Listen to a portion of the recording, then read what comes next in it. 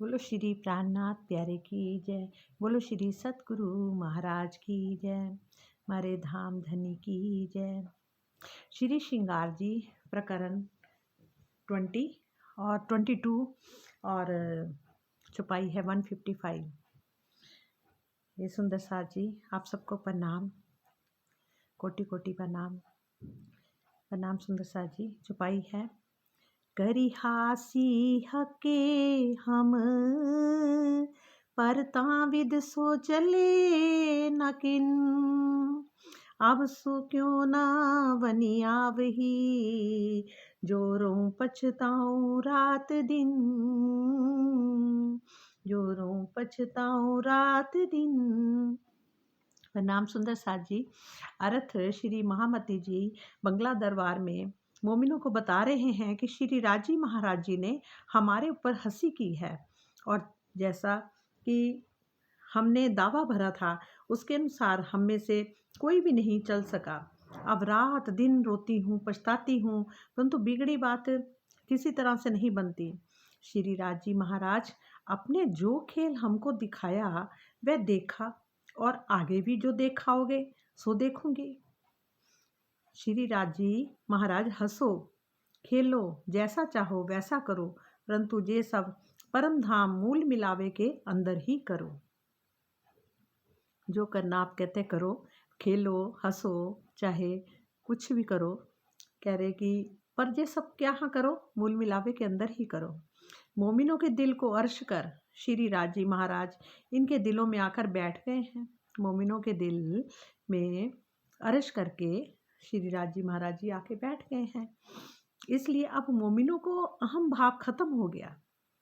इसलिए अब मोमिनों पर कोई गुनाह नहीं बनता है। तो क्या कह रहे हैं, मेरे प्रीतम इस खेल में धाम धनी हमारे साथ हंसी की लीला की है और इसलिए किसी का कुछ भी वश नहीं चल पा रहा है। अपनी भूलों पर यदि मैं रात दिन रोती रहूं और पछताती भी रहूं तो भी क्या हो सकता है। बिगड़ी हुई बात अब कैसे बन सकती है। अर्थात जो मूल हो गई, जो भूल हो गई उसकी तो परम धाम में हंसी वशे ही होगी।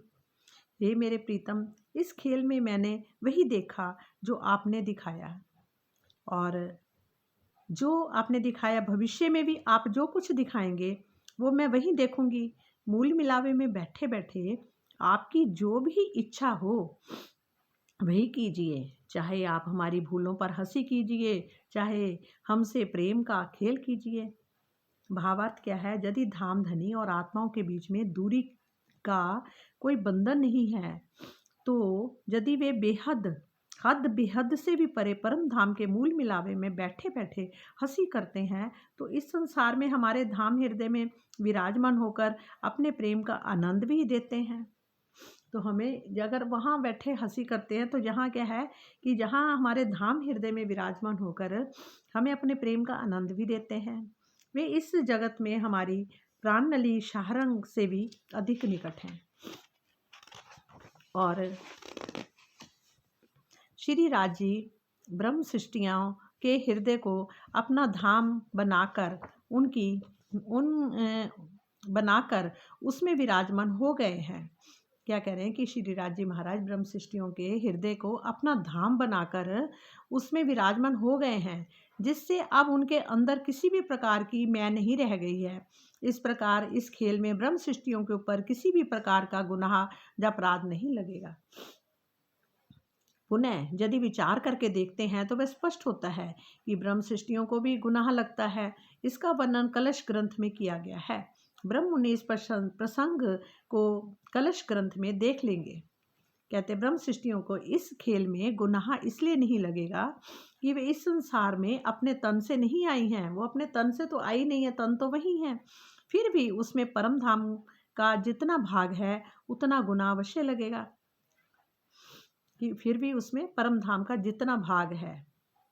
कहते यद्यपि ब्रह्मात्माओं के मूल तन मूल मिलावे में ही विद्यमान है और हृदय के द्वारा प्रातम की सुरताएं इस संसार में आई हैं। प्रातम के कहते उनके हुक्म के द्वारा प्रातम की जो सुरताएं हैं वो इस संसार में आई हैं, किंतु नाम तो प्रातम के ही तनों का चल रहा है, नाम क्या चल रहा है, परात्म के तनों का ही चल रहा है।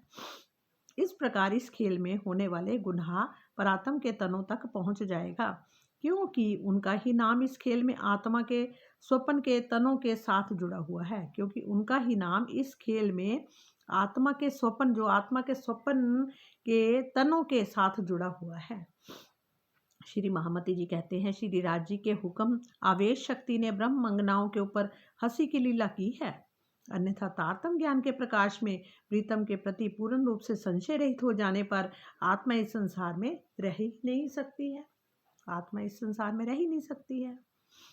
और क्या है, प्रीतम के प्रति पूर्ण रूप से संशय रहित हो जाने पर। बोलो श्री प्राणनाथ प्यारे की जय, बोलो मेरे सतगुरु प्यारे की जय, धाम के धनी की जय।